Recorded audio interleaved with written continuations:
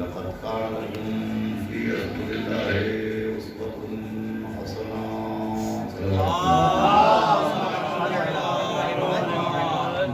اللہ گرامی قابل مبارکباد ہیں، قابل تحسین تعریف ہیں اہل محلہ، خصوصاً ہمارے جناب قائم صاحب، جناب ظفر صاحب، مہدی حسن صاحب، تمام دوست اور احباب کے جنہوں نے آج کی اس مقدس شب میں آمد پیغمبر اسلام اور آمد امام جعفر صادق یہ خوبصورت محفل سجائی ہے، اللہ ان کی توفیقات میں اضافہ فرمائے۔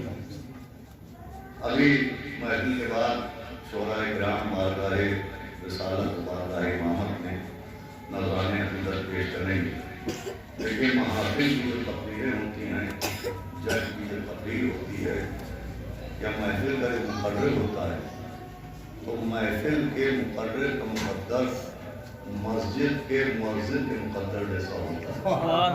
صلوات پر محمد۔ جس قلم سے مسجد کے مؤذن کی قسمت لکھی گئی ہے، اسی قلم سے محفل کے مقرر کی قسمت لکھی گئی ہے۔ اس کا کام بھی لوگوں کو نماز جماعت کے لیے اکٹھا کرنا، جمع کرنا ہوتا ہے۔ ہمارا کام بھی مومنین کو نماز محبت اہل بیت جمع کرنا ہوتا ہے۔ چنانچہ شورائے کرام آ رہے ہیں، مومنین کرام بھی آ چکے ہیں۔ تعمیر حکم کے طور پہ آج کی شب کی مناسبت سے میں نے قرآن مجید کی جس آیت کریمہ کی تلاوت کرنے کا شرف حاصل کیا، اس میں بہت وضاحت کے ساتھ بہت مختصر سے لفظوں میں اعلان ہوا کہ ہم نے اپنے رسول، اپنے پیغمبر، اپنے حبیب یعنی حضرت جناب احمد مصطفیٰ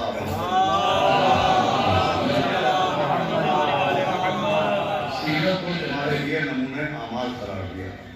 پیغام و مفہوم اس آیت کا یہ ہے کہ ہر وہ شخص جو اللہ کو ایک مانتا ہے، قرآن کو اللہ کی کتاب مانتا ہے، کعبے کو اللہ کا گھر مانتا ہے، نبی کو نبی برحق مانتا ہے، تو ہر وہ شخص جو اپنے کو مسلمان مانتا ہے، اس کے لیے لازم ہے کہ وہ جو عمل بھی بنام اسلام انجام دے تو اپنی مرضی کے مطابق عمل انجام نہ دے، بلکہ سیرت پیغمبر کے مطابق اعمال کو انجام دے۔ یعنی ہر عمل اسلامی کے لیے جو آئیڈیل ہے، ہر عمل اسلامی کے لیے جو نمونہ عمل ہے، وہ پیغمبر اسلام کا عمل۔ یعنی ہمیں نماز پڑھتے وقت دیکھنا ہے کہ نبی نماز کیسے پڑھتے تھے، ہمیں روزہ رکھنے کا وقت دیکھنا ہے کہ نبی روزہ کیسے رکھتے تھے، ہمیں حج و زکوٰۃ کے موقع پر دیکھنا ہے کہ نبی حج و زکوٰۃ کے اعمال کو کیسے انجام دیتے تھے۔ اس لیے کہ اگر ہمارے اعمال نبی کے اعمال کے مطابق ہوں گے تو قابل قبول ہوں گے، لیکن اگر ہمارا عمل اور ہے اور پیغمبر کا طریقہ عمل اور تھا، ہماری نماز پڑھنے کا طریقہ اور ہے اور پیغمبر اسلام کی نماز کا طریقہ اور تھا، ہمارا روزہ کھولنے کا وقت اور ہے اور پیغمبر کا روزہ کھولنے کا وقت اور تھا، تو یہ ایک ایسی محنت ہے جس کی کوئی اجرت نہیں ہے، یہ ایک ایسا کام ہے جس کا کوئی انعام نہیں ہے۔ صلوات بھیجیں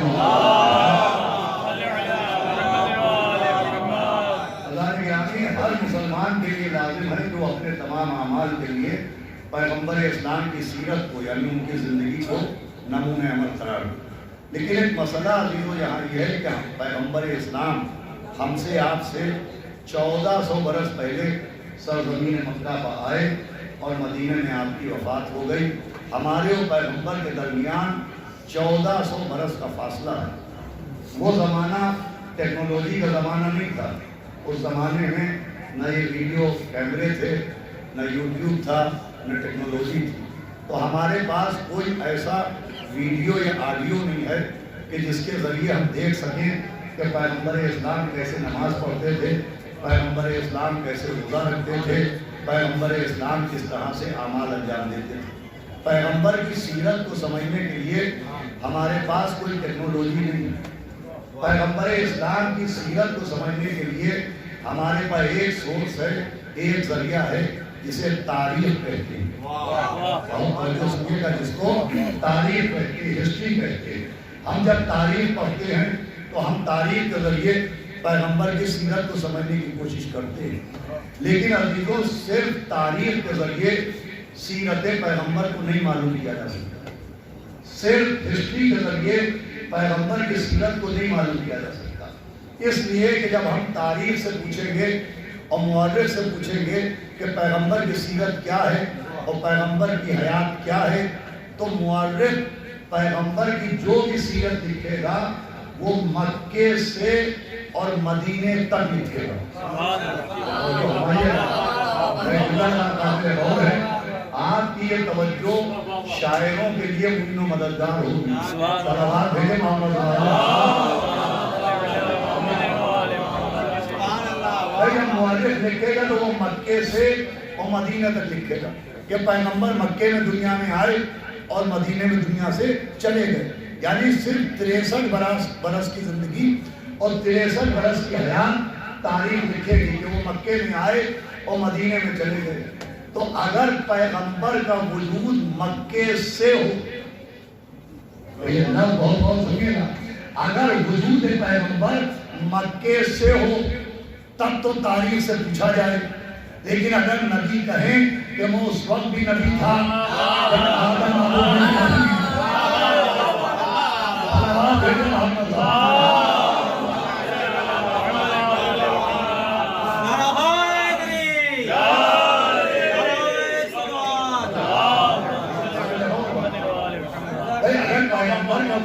مکے سے ہو تو مورخ بتائے گا، لیکن اگر پیغمبر کہے کہ کنت نبیًا، میں اس وقت بھی نبی تھا، آدمہ بین الماء والطین، کہ جب جناب آدم مٹی اور پانی کے درمیان تھے، پیغمبر اس وقت بھی تھے، اول ما خلق اللہ نوری، سب سے پہلے اللہ نے میرا نور خلق کیا۔ نبی کا نور تھا، تاریخ نہیں تھی، نبی کا نور تھا، مورخ نہیں تھا، نبی کا نور تھا، لکھنے والا نہیں تھا، نبی کا نور تھا، پڑھنے والا نہیں تھا۔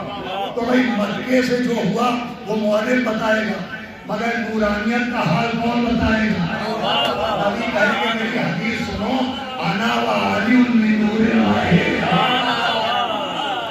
اگر بشریت پوچھنا ہو تو مورخ سے پوچھنا، اور نورانیت پوچھنا ہو تو مولا سے پوچھنا۔ صلوات بھیجے ہم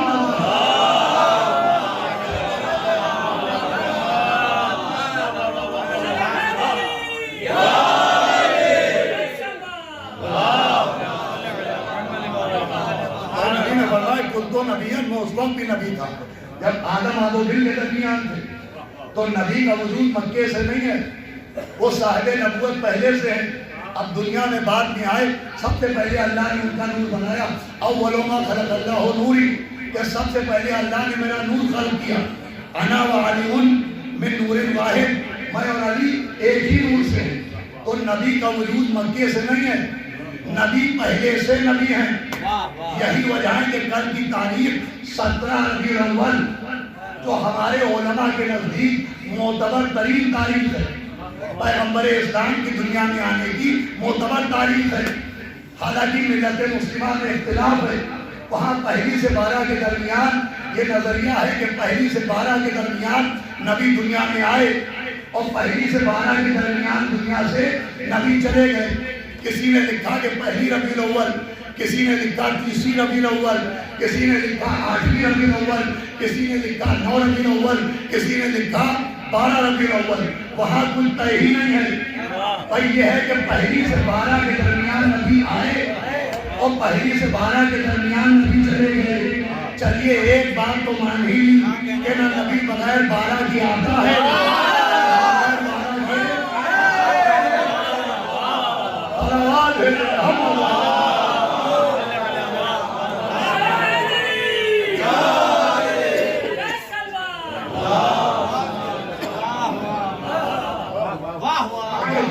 نبی بیان کرو مکے سے نہیں ہے، نبی صاحب نبوت مکے سے نہیں ہے۔ ایک تو نبی کی حدیث ہے کہ کنت نبیًا، میں اس وقت بھی نبی تھا جب آدم و دل کے درمیان، اور دوسرے 17 ربیع الاول علیہ السلام جو کل کی تاریخ ہے، تو ہمارے تمام علماء نے کتابوں میں لکھا کہ 17 ربیع الاول جس دن پیغمبر اسلام کے نور کا ظہور ہوا ہے، پیغمبر کے نور کا نزول ہوا ہے، اسی دن معجزات کا ظہور ہوا ہے۔ بھائی جس دن نبی کے نور کا نزول ہوا اسی دن بہت سے معجزوں کا ظہور ہوا۔ 17 ربیع الاول جیسے ہی نبی مکے میں آئے ویسے ہی آتش قدح فارس گل ہو گیا، دریائے سالہ کا پانی خشک ہو گیا، شیطانوں کا آسمانوں پر جانا بند ہو گیا۔ بھائی علماء نے یہ معجزے لکھے، ایک آتش قدح جو فارس میں آج بھی ہے 24 گھنٹے اس کی آگ روشن رہتی ہے، لیکن جیسے ہی پیغمبر اسلام مکے میں آئے آتش قدح فارس گل ہو گیا۔ ایک دریا جس میں ہمیشہ پانی رہتا تھا، دریائے سالہ کا پانی خشک ہو گیا۔ جنات آسمانوں پر جاتے تھے، فرشتوں کی باتیں سنتے تھے، نجومیوں کو بتاتے تھے، لیکن جس دن پیغمبر اسلام دنیا میں آئے اس دن شیاطین اور جناتوں کا آسمانوں پر جانا بند ہو گیا۔ جس دن پیغمبر کے نور کا نزول ہوا اسی دن معجزات کا ظہور ہوا۔ سوال یہ ہے کہ اگر یہ نبی بن کے نہیں آئے تھے تو یہ معجزے کیوں ظاہر ہوئے؟ آتش قدح فارس گل تو ہو گیا، یہ دریائے سالہ کا پانی خشک ہو گیا۔ بھائی نبی کے روز ولادت معجزے کیوں ہوئے؟ تو یہ معجزے اس لیے ہوئے کہ 17 ربیع الاول کو معجزوں نے بتایا کہ یہ جو آج آیا ہے یہ ذوالشیرہ سے نبی نہیں آئے، یہ پہلے سے نبی ہے۔ بھئی یہ جملہ بہت غور سنیے گا، 17 ربیع الاول کو معجزوں کا ہونا بتا رہا ہے کہ آج جو 17 ربیع الاول کو آیا ہے یہ ذوالشیرہ سے نبی نہیں آئے، یہ پہلے سے نبی ہے۔ تو جیسے 17 ربیع الاول کو آگ کا گل ہو جانا، دریا کا خشک ہو جانا اس بات کا اعلان ہے کہ جو 17 کو دنیا میں آیا ہے وہ نبی بننے کے لیے نہیں آیا ہے، پہلے سے نبی ہے۔ ذوالشیرہ سے نبی نہیں آئے، وہ پہلے سے نبی ہے۔ ویسے ہی 13 رجب کو کعبے کی دیوار میں داخل ہونا، 13 رجب کو دیوار کعبہ میں دروازے کا بن جانا اعلان کر رہا ہے کہ آج جو کعبے میں آیا ہے یہ قدیر سے ولی نہیں ہے، جب سے نبی نبی ہے تب سے علی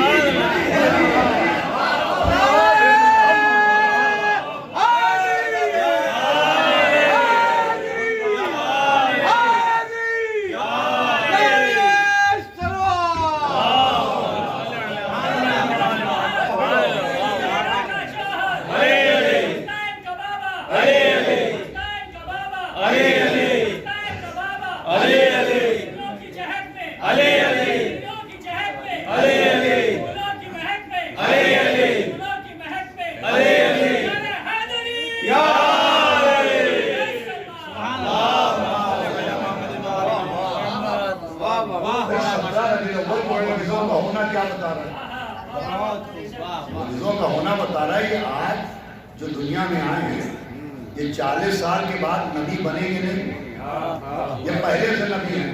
اور خود نبی بھی کہہ چکے کہ وہ اس وقت بھی نبی تھا جب آدم آمدی کے درمیان تھے۔ اول ما خلق اللہ نوری، اللہ نے سب سے پہلے میرا نور خلق کیا۔ انا و علیون من نور الواحد، میں و علی ایک نور سے۔ اچھا دیکھیے اللہ نے نور نبی کو سب سے اول خلق کیا۔ جناب آدم کی خلقت آخری نبی کے بعد ہے، نور نبی کے بعد ہے۔ جناب نوح کی خلقت نور نبی کے بعد ہوئی۔ جناب ابراہیم کو خلق نور نبی کے بعد کیا۔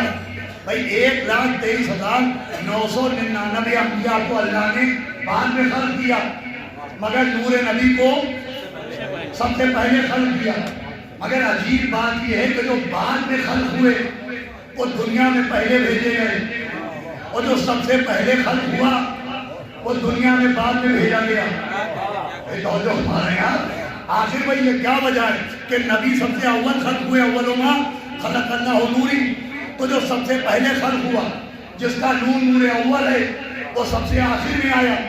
مگر جناب آدم کو پہلے بھیجا، جناب نوح کو پہلے بھیجا، ابراہیم کو پہلے بھیجا، موسیٰ عیسیٰ کو دنیا میں پہلے بھیجا۔ اس مسئلے کو سمجھ لیجیے کہ جو سب سے اول ہے وہ آخری نبی بن کے آیا، اور جو آخری نبی سے بعد میں خلق ہوئے وہ پہلے بھیجے گئے۔ تو اس کا سبب یہ ہے کہ آپ مسجد میں بیٹھے، مسجد میں اذان بھی ہوتی ہے، اور باغ والی مسجد کی اذان مردوں کو جگا دے. صلوات بھیجے بھائی. کم سے کم باغ والی مسجد کے پڑوس پہ رہنے والا کوئی نہیں کہہ سکتا کہ ہماری آنکھ نہیں کھلی. ہمارے یہاں تو روح طرف جاتی ہے. صلوات بھیجے.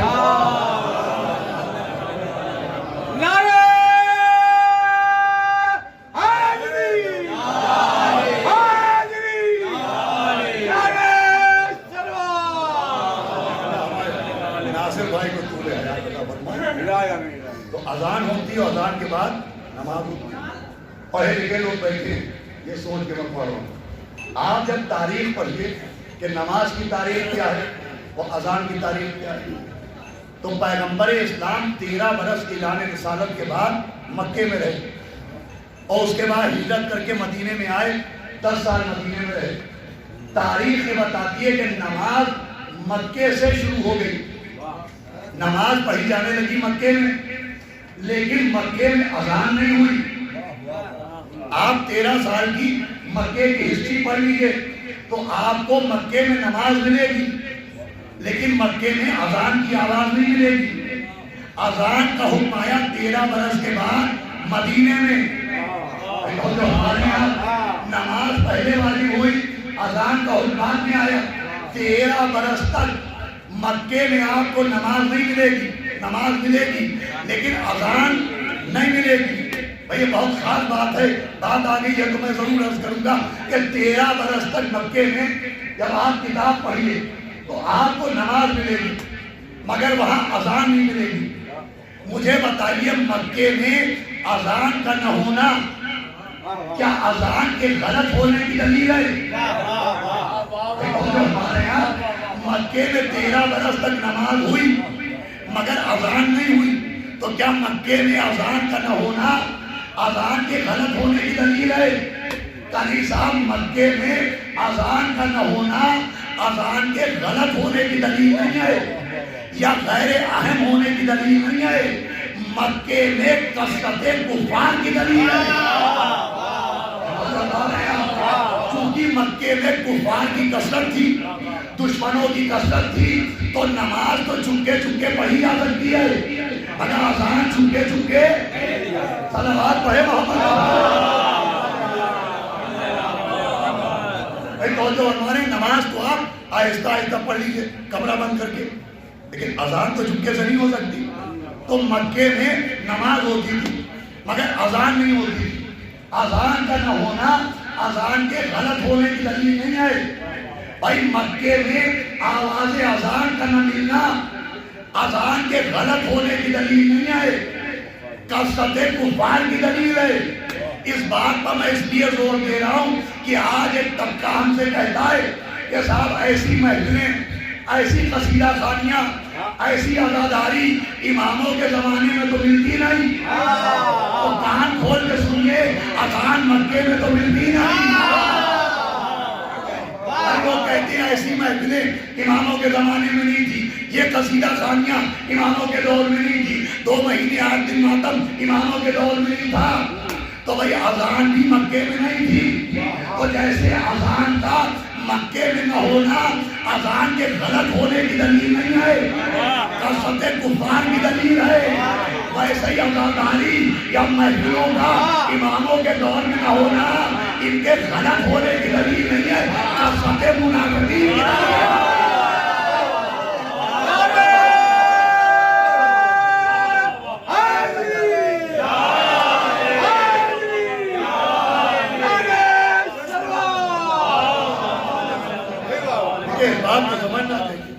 کچھ افراد ہیں جنہیں اصلاح کا شوق چل رہا ہے کہ صاحب ہم اصلاح کریں, حالانکہ پہلے اپنی اصلاح کر لیں اور تاریخ کے آئینے پر نظر ڈالیں. لیکن وہابیت کی بسم اللہ بھی اسی خط اصلاح سے ہوئی. بھائی محمد ابن عبد الوہاب کے دماغ میں بھی یہی خط طاری ہوا تھا کہ ہم اصلاح کریں گے, اور قرآن کہہ رہا ہے کہ بہت سے لوگ زمین پر فساد پھیلاتے ہیں. جب ان سے پوچھا جائے کیا کر رہے ہو تو کہتے ہیں ہم اصلاح کر رہے ہیں. صلوات بھیجو محمد. ایک طبقہ ہے کہ صاحب چوتھے امام کے زمانے میں تو ایسے زداری ہوتی ہے, آٹھویں امام کے زمانے میں تو ایسی مجلس ماتم ہوتا نہیں تھا. تو مکے میں 13 برس اذان تو ہوتی نہیں تھی. اذان کو جانے دیجیے. یہ جو 17 رکعت آپ چپ رہیں گے تو غبارے داغ دیں گے.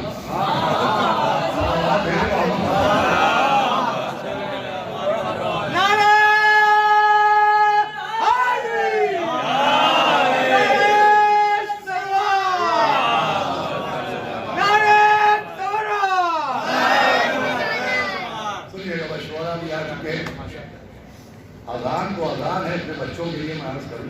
یہ جو 17 رکعت نماز ہے جب آپ تاریخ پڑھیے تو مکے میں 17 رکعت نماز بہت نہیں ہے.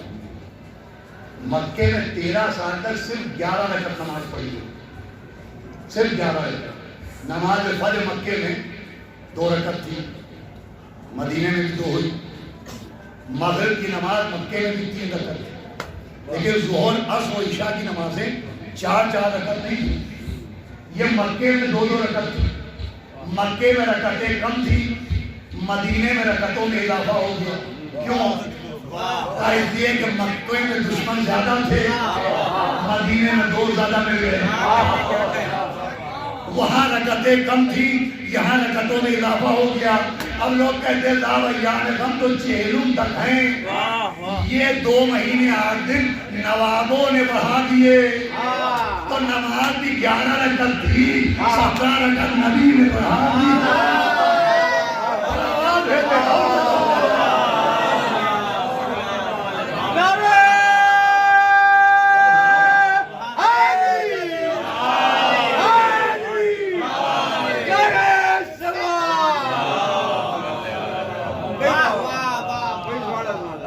اسلام پاگلوں کے لیے نہیں آیا. اسلام خبط الحواسوں کے لیے نہیں آیا. اسلام منہ کا لقمہ کان میں رکھنے والوں کے لیے نہیں آیا. اسلام جمعے کی نماز بدھ کے دن پڑھانے والوں کے لیے نہیں آیا. عرض کے ناخن لیجیے, نہ جانے کتنی چیزیں ہیں. آپ تاریخ پڑھیں گے کہ جب دشمنوں کی کثرت تھی تو احکام کچھ اور تھے, اور جب دوستوں کی کثرت ہو گئی تو احکام کچھ اور ہو گئے. مکے میں اذان نہیں ہوئی دشمنوں کی کثرت کی وجہ سے. مدینے میں انصار تھے, اذان ہونے لگی. مکے میں 11 رکعت تھی, مدینے میں 17 رکعت ہو گئی. تو جیسے احکام شریعت حالات کے حساب سے تبدیل ہوئے, ویسے ہی احکام محبت بھی حالات کے اعتبار سے تبدیل ہوئے. بغداد کی اذان اور تھی, شہر لکھنؤ کی اذان.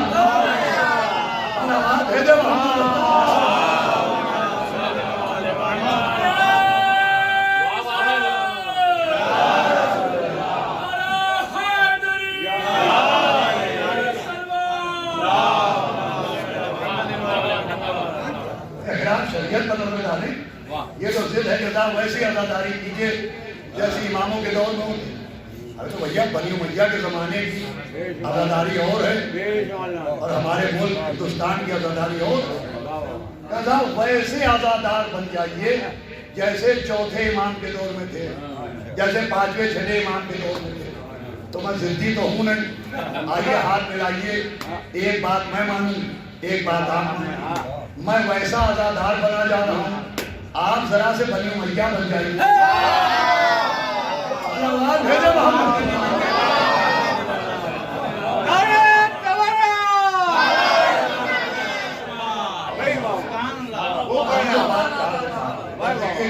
شعراء آ چکے ہیں, گفتگو آخر میں یاد کر رہا تھا نبی کا نور سب سے اول, مگر اس دنیا میں نبی آئے سب سے آخر. 1,23,000 انبیاء ان کے بعد خلق ہوئے, لیکن اللہ نے انہیں پہلے دنیا میں بھیجا. وہ آخری نبی جن کا نور سب سے اول ہے انہیں سب سے آخر میں بھیجا. اس کا سبب کیا ہے؟ تو سبب یہ ہے کہ نماز ہے مکے سے, وہ اذان کا آغاز ہوا مدینے سے. تو اگر دیکھیے تو نماز ہے پہلے اور اذان کا حکم آیا بعد میں.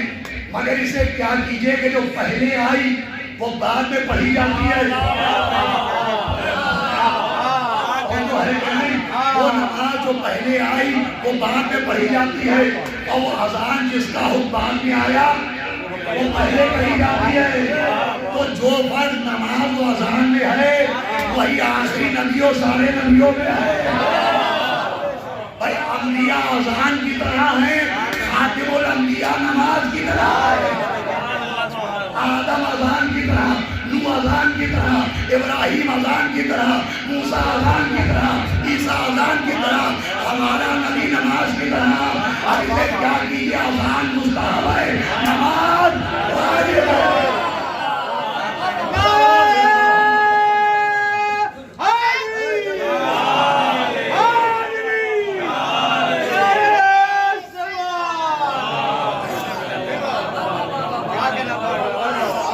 جیسے اذان کے ذریعے لوگوں کو نماز کے لیے آمادہ کیا جاتا ہے,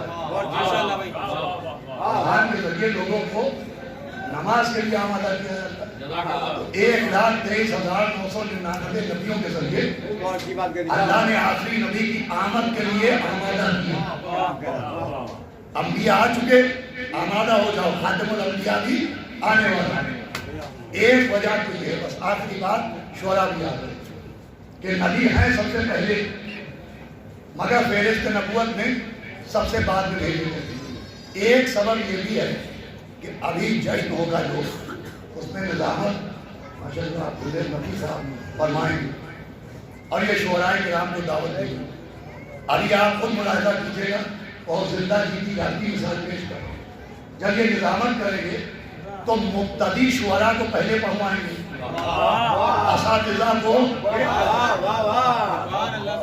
بعد میں پڑھوائیں گے.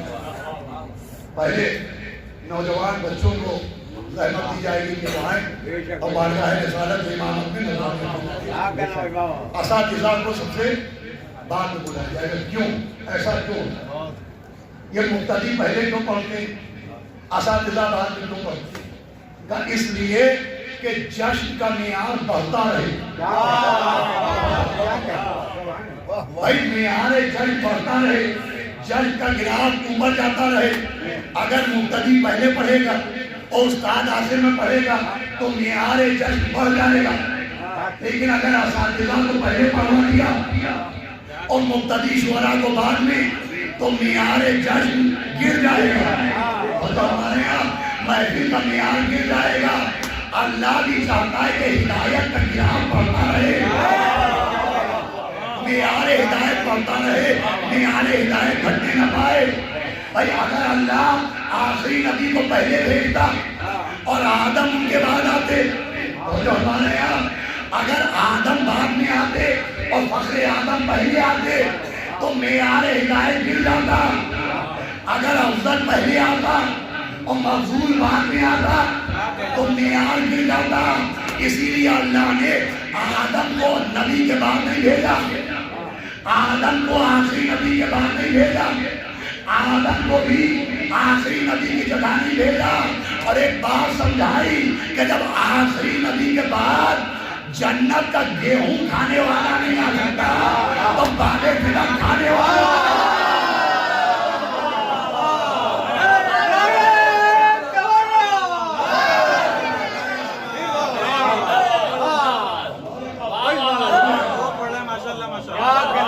جیسے محفل چاہیے کہ ان کی محفل بڑھتی جائے, بڑھتی جائے. ایک شاعر پڑھے, دوسرا اس سے بھی آگے نکل جائے, تیسرا بارگاہ رسالت امامت میں نذرانِ عقیدت پیش کرے, اور چوتھا اس سے بھی بلند کلام پیش کرے. ویسے اللہ بھی چاہ رہا ہے کہ معیار ہدایت پہنچتا جائے. اب اللہ نے جناب آدم کو پہلے بھیجا اور جسے پہلے بھیجا اس کے جسم کو اپنے دونوں ہاتھوں میں بنایا. حکم دیا جا رہا ہے کہ آپ حضرات تھوڑا تھوڑا آگے تشریف لیں. آئیے نسیم بھائی آپ ادھر آئیں, آپ نسیم سحر بنیں گے. صلوات پڑھیں محمد. بلکہ دیکھتے میں گزارش کروں کہ گلے نقوی صاحب جو شعراء ہیں, علی دارا بھائی, آپ حضرات ادھر تشریف لیں, صلوات پڑھیں. آئیے میں شاعر ہے, صلوات پڑھیں محمد.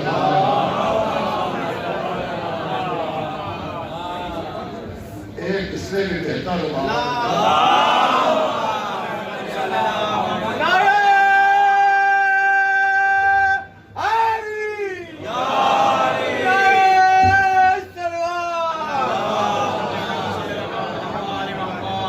سنیے عزیزان گرامی، نبی کو سب سے اول بنایا مگر آخر میں بھیجا، اس لیے کہ معیار ہدایت پہنچا رہے۔ جناب آدم کو اللہ نے آسمان کو بنایا، اب قافلہ ہدایت آدم سے چلا اور چلتے چلتے جناب عیسیٰ تک پہنچا، اور جناب عیسیٰ کو اللہ نے چرخ چہاروں پر بٹھایا، آج تک جناب عیسیٰ چوتھے آسمان پر ہیں۔ اب اگر عیسیٰ کے بعد چوتھے آسمان پر بیٹھنے والے کے بعد کوئی ایسا آتا جو زمین کی گلیوں میں محدود رہ جاتا تو معیار ہدایت گر جاتا۔ اور جو ہمارے یہاں جو ہونا چاہیے، جناب عیسیٰ بیٹھے ہیں کہاں؟ چوتھے آسمان پر۔ اب جو چوتھے آسمان پر بیٹھا ہے اس کے بعد کوئی ایسا آتا جو صرف زمین تک محدود رہتا تو معیار گر جاتا۔ تو اب چوتھے آسمان پر عیسیٰ کے بعد عیسیٰ چاٹھے چہاروں پر پہنچ گئے، اب ان کے بعد اللہ نے ایسا بھیجا جو آسمان کو آسمان معراج کے راستوں کو اپنی نالین سے پار اسے بھیجا جو صاحب کعبہ ہے، اسے بھیجا جو صاحب معراج ہے۔ اور اللہ نے آخری نبی کے ذریعے معیار ہدایت کو معراج تک پہنچا دیا۔ بھائی پوری توجہ سنیے گا، آخری نبی کے ذریعے معیار ہدایت کو اس بلندی پر پہنچایا کہ جبریل بھی کہہ رہا ہے کہ ایک قدم بڑھاؤں۔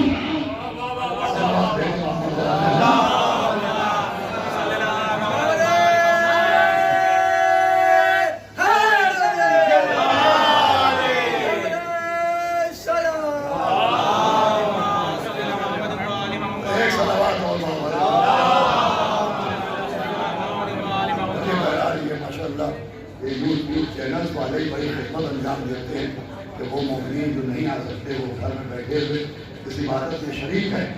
میں کیا عرض کر رہا تھا کہ معیار ہدایت کہاں پہنچا کہ صاحب معراج کو بھیجا، آخری نبی کو بھیجا۔ اب آخری نبی کے بعد نبوت ختم ہوئی ہے، سلسلہ ہدایت تو ختم نہیں ہوا۔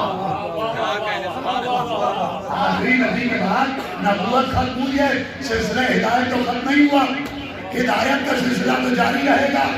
تو معیار کا کیا ہوگا؟ میں کہوں گا پالنے والے معیار اتنی بلندی تک پہنچ گیا کہ تو نے جس کو سب سے اول بنایا اسے فہرست نبوت میں آخر میں بھیجا۔ اب آخری نبی کے بعد صاحب طٰہٰ و یاسین کے بعد رحمت للعالمین کے بعد سیدہ کے بابا کے بعد صاحب معراج کے بعد معیار کا کیا ہوگا؟ اب اگر کوئی آخری نبی سے کم آئے تو معیار گر جائے گا۔ تو کسی ایسے کو بھیج جو ان سے بھی بلند ہو، جو ان سے بھی اعلیٰ ہو، جو ان سے بھی بہتر ہو، جو ان سے بھی افضل ہو۔ کسی ایسے کو بھیج جو تیرے حبیب سے بھی بلند و بالا ہو۔ آواز آئے گی میں نے محمد سے بالا، محمد سے برتر، محمد سے بہتر، محمد سے اعلیٰ کسی کو نہیں بنایا۔ آواز آئے گی میں نے محمد سے بلند کسی کو نہیں بنایا۔ تو معیار ہدایت کا کیا ہوگا؟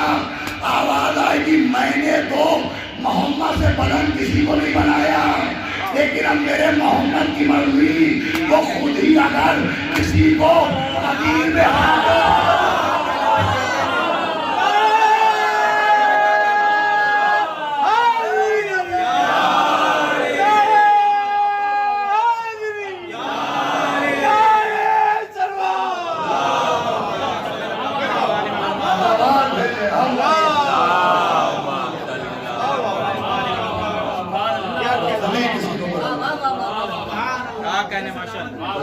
معیار ہدایت کا مطلب یہ ہوگا کہ علی نبی کے ہاتھوں میں بلند نہیں ہے۔ معیار ہدایت یہ ہے کہ اولونا محمد، اوسطنا محمد، آخرنا محمد، وکلنا محمد صلوات ہے۔ یہ سب کے سب محمد، اسی لیے آج شب آمد محمد اول ہمارے آپ کے چھٹے امام امام جعفر بھائی 28 سفر کو نبی دنیا سے گئے تو اس تاریخ میں بھی امام حسن کی شہادت 17 کو نبی دنیا سے آئے، اسی تاریخ پہ چھٹے امام دنیا میں تشریف لائے، محمد کے ساتھ محمد۔ اس لیے کہ میں نے اول عرض کیا تھا کہ تاریخ سے نہیں معلوم ہو سکتا ہے کہ پیغمبر کی سیرت کیا ہے، نور کی سیرت نور بتائے۔ چنانچہ یہ جو ہمارے آپ کے چھٹے امام اور 2 منٹ میں یہ بات سنیں گفتگو تمام ہے، تو انہی امام سے روایت ہے کہ یہودیوں کا ایک ڈیلیگیشن بنی عباس کے خلیفہ کے دربار میں آیا اور یہودیوں نے آگے کہا کہ ہم نے سنا ہے کہ تمہارا عقیدہ یہ ہے کہ تمہارے نبی معراج پر گئے تھے۔ تو مسلمانوں نے کہا بے شک قرآن کہہ رہا ہے کہ پیغمبر کو معراج ہوئی۔ تو یہودیوں نے کہا یہ بتاؤ کہ جب پیغمبر معراج پر گئے تو اگر جسم سمیت گئے تھے تو جو آسمان کی چادر ہے یہ پھٹی کیسے اور پھر یہ جڑی کیسے؟ اگر جسم سمیت گئے تو یہ آسمان کا پردہ چاک کیسے ہوا اور یہ آسمان کا پردہ صحیح کیسے ہو گیا؟ تو وہاں لوگوں کے سر پھٹنے لگے، کیسے بتائیں کہ آسمان کا پردہ کیسے پھٹا اور کیسے سلا؟ اور ساری رات سوچتے رہے، جب کوئی جواب سمجھ میں نہ آیا تو ان کے علماء نے کہا کہ بھائی ان سے بحث کیوں نہ کرو، ان سے کہہ دو کہ آسمان تب پھٹتا وہ آسمان تب جڑتا جب نبی کا جسم جاتا، وہ تو نبی کی روح گئی تھی۔ یہ جو نظریہ نکلا کہ پیغمبر کا جسم نہیں گیا، نبی کی روح گئی تھی، یہ علم کی وجہ سے نہیں ہے، یہ بغض علی میں جہل کی وجہ سے۔ انہوں نے کہا کہ صاحب وہ تو ان کا جسم گئی نہیں، وہ تو روح گئی تھی۔ اب جب صبح ہوئی اور یہودی آئے اور سوال دہرایا تو جواب دیا گیا کہ صاحب وہ جسم نہیں گیا تھا، وہ تو روح گئی تھی، اور روح لطیف ہوتی ہے، نہ آسمان پھٹا نہ آسمان جڑا۔ تو یہودیوں نے کہا کہ تم سے بہتر ہم جس نبی کو مانتے ہیں حضرت موسیٰ ہے، اس لیے کہ جب ہمارا نبی اللہ سے کلام کرنے جاتا تھا تو ان کی روح نہیں جاتی، وہ جن سمے کو ہے یہ کہے کہ یہودی نکلے، دربار سے یہودی نہیں نکلے، مسلمانوں کے عقیدے میں جنازہ بھی نکلا۔ صلوات بھیجو محمد۔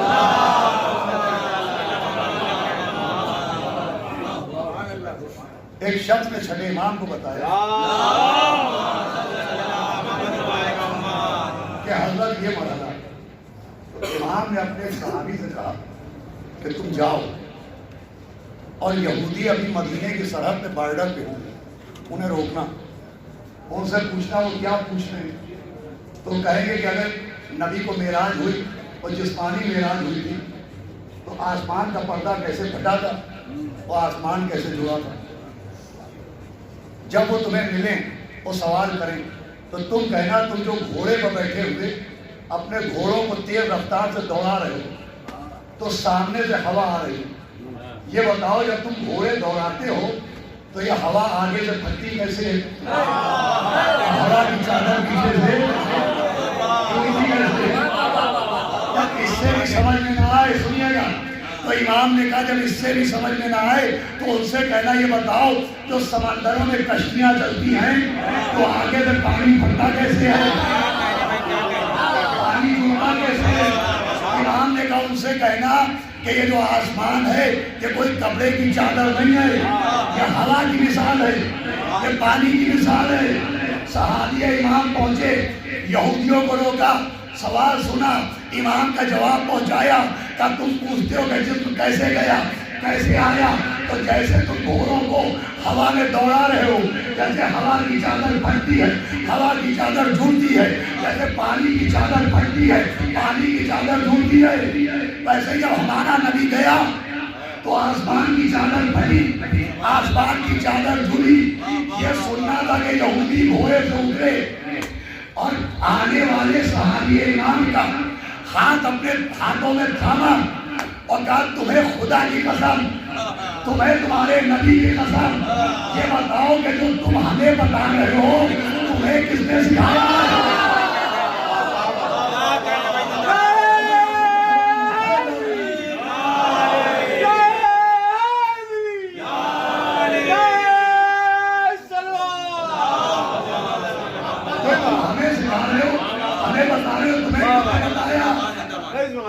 جیسے ہی یہودیوں نے کلائی پر ہاتھ رکھا صحابی امام مسکرائے.